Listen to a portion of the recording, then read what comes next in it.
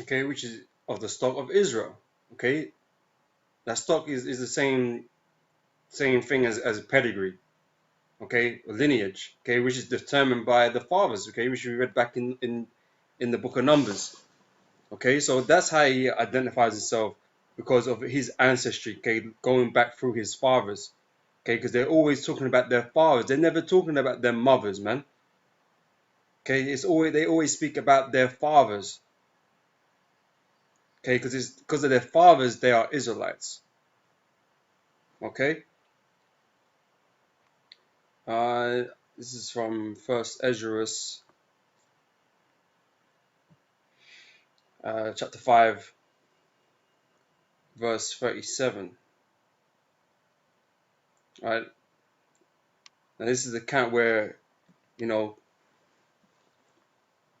as a group of Israelites that weren't able to prove that they were Israelites, pretty much. Okay, these are Levites that wanted to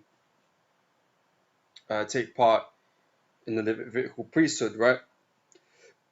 But they weren't allowed to because they didn't have, so-called proof that they were of the line of Israel or the line of Levi. Okay, so neither could they shew their families nor their stock. Okay, they couldn't prove that they were of the lineage of Israel. Okay, they didn't have no documents. Okay, because a lot of the documents had already been destroyed at this point in time. Okay, and the Jews in Judea, they were being very strict at that point in time. Okay, because they're trying to get back on track. This is how they could not show their families nor their stock how they were of Israel, the sons of Ladan, the son of Ban, the sons of Nekadan, 652. Okay, like I said, the onus is on the males. Okay, these were in fact Israelites, but because they had no proof. Okay, they couldn't take part in the office of the priesthood. Okay. Okay. Another example, Judges 11 verse 1, right? It says, now Jephthah, the Gileadite, was a mighty man of valor. Okay. The Gileadites are Benjamites, of the tribe of Benjamin. Okay. So he is identified as a Benjamite. Okay. So he was a mighty man of valor, and he was the son of a harlot. Okay. So his father, okay, who was a Benjamite, laid down with a harlot, okay, which gave birth to him. Okay. Now this harlot was of another nation. Okay. But this did not stop Jephthah being an Israelite or a Benjamite. Okay. It did do something in, within his house. Okay. Which is, it goes on to speak on, right? It says, and Gilead beget Jephthah. Okay. So he's a descendant of Gilead. Okay. And Gilead's wife bare him sons. So Gilead's actual wife had other sons. Okay. And his wife's sons grew up, and they thrust out Jephthah and said unto him, thou shalt not inherit in our father's house, for thou art the son of a strange woman. Okay, so what happened in the house, okay, amongst his brethren, is that they saw him as a lesser because he was born of a harlot. But that didn't stop the fact that he was his father's son, that he was an Israelite. It didn't stop that fact. Okay, they just looked down upon him because he wasn't, they had the same mothers, man. Okay, because an Israelite's wife is held more high esteem than a harlot. Okay, and what would happen sometimes is that the sons that are born of harlots, man, they were looked at as lessers, man. Okay, and not supposedly entitled, or being equal with the rest of his brethren. Okay, even though I believe Jephthah was the firstborn, I believe. Okay.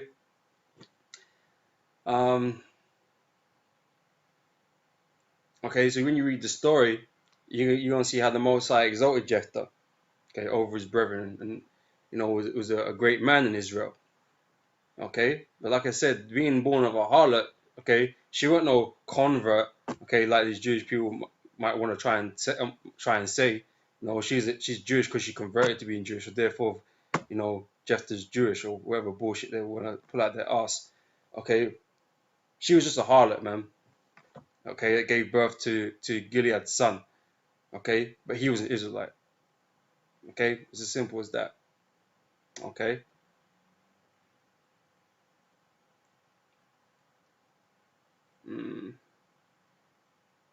Okay, I don't need to get those examples. This is probably running a bit longer than I wanted to in the first place. So we'll leave those for the minute. Okay, but just just an example of a genealogy, man. Okay, which are common in the scriptures that you're going to see. Okay, even in the Lord's genealogy in Matthew chapter 1, shows you the line going through all the fathers.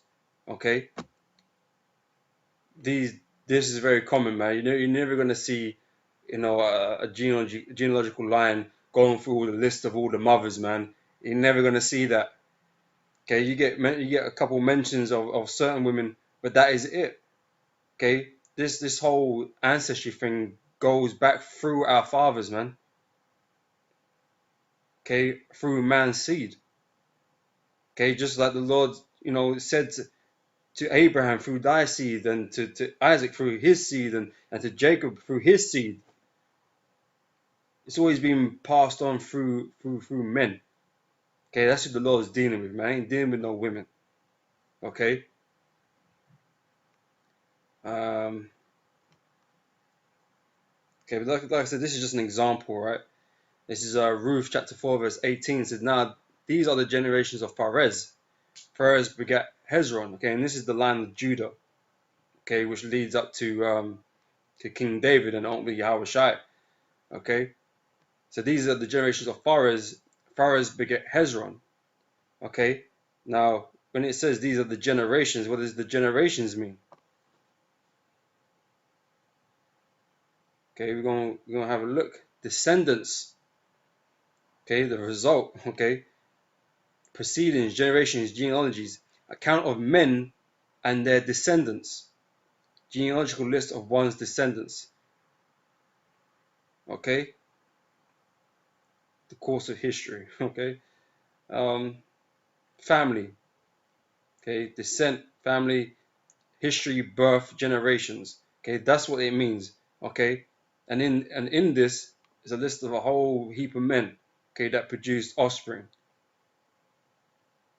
Okay, that's what it's shown. Just move this out of the way.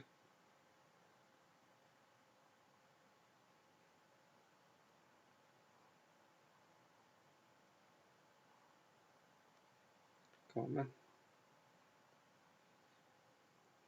All right.